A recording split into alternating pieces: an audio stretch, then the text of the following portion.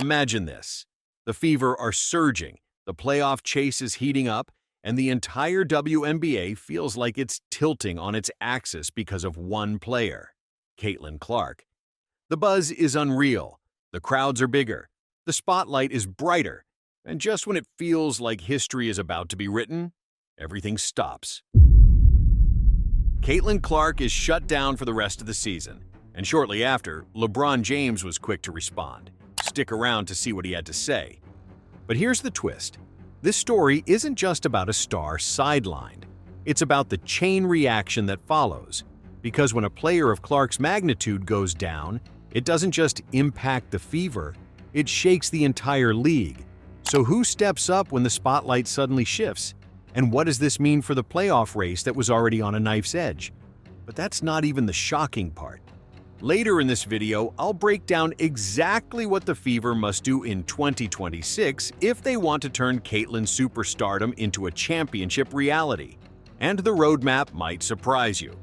So hang tight, because if you think this is just about an injury, you're about to see the bigger picture. Caitlin Clark, only 23 years old, was already rewriting the WNBA record books in her rookie campaign. From her long-range shooting to her court vision, she brought a spark not only to Indiana, but to the entire league. Attendance records shattered, TV ratings jumped, merchandise sales skyrocketed. The Caitlin Clark effect was undeniable. But on July 15th, during a game against the Connecticut Sun, Clark suffered a right groin injury. She tried to fight her way back, working relentlessly in rehab. Hopes rose when she was spotted back in workouts. But then came another blow, a bone bruise. The team had to face reality. On September 4th, Caitlin announced she would not return this season. Her words carried both pain and pride. "I had hoped to share a better update, but I will not be returning to play this season. I'm disappointed, but I'm so proud of this team and how we've grown stronger through adversity." And just like that, her year was over. But her influence? Far from it. When Caitlin shared the news, the basketball world erupted with messages of support. But one message stood out. LeBron James himself took the time to reach out. His words were simple, but powerful. Minor setback for a major comeback. Rest up, get healthy, and be you. Think about that for a second.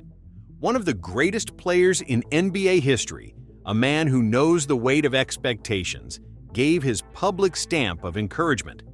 That's not just respect, it's a passing of the torch. It's LeBron acknowledging that Caitlin Clark isn't just another player. She's a generational figure who has the potential to carry women's basketball into a new era. So, where does that leave Indiana? As of now, the Fever sit at 21-20, clinging to the last playoff spot in the Eastern Conference. They're just ahead of the Washington Mystics and looking up at the Atlanta Dream and New York Liberty. For a franchise that's been stuck in rebuild mode for years, even being in the playoff hunt is a victory. But the road ahead is anything but easy. With only a few games left, every possession, every mistake, every late-game decision will determine whether this team survives into the postseason. And here's the kicker.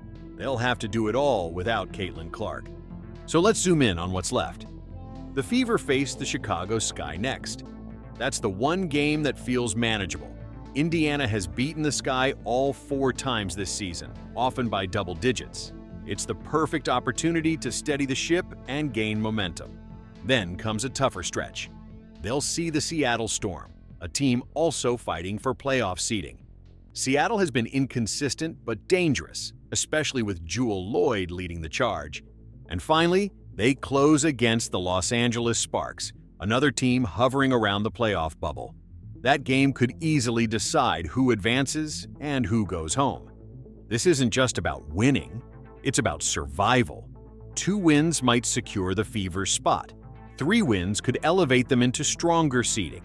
But one bad slip, and this magical season could collapse just short of the finish line.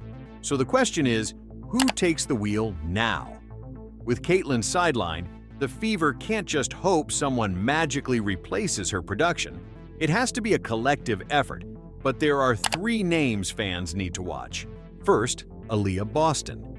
The reigning Rookie of the Year is the anchor in the paint. Without Caitlin drawing defensive attention, Boston needs to be even more dominant inside. Her rebounding and inside scoring can carry Indiana when the offense stalls. Second, Kelsey Mitchell. The veteran guard has always been a bucket getter. Now she must become the engine. Mitchell's ability to create her own shot and stretch defenses will be crucial. She has to go from a scoring option to the scoring leader. Third, NaLyssa Smith. Too often overlooked, Smith has the size and athleticism to swing games. If she can deliver consistent double-doubles, the Fever won't just tread water, they'll thrive. It's not about replacing Caitlin. That's impossible. It's about maximizing the weapons that are still available and proving that Indiana is more than just one superstar. But let's not underestimate the emotional toll.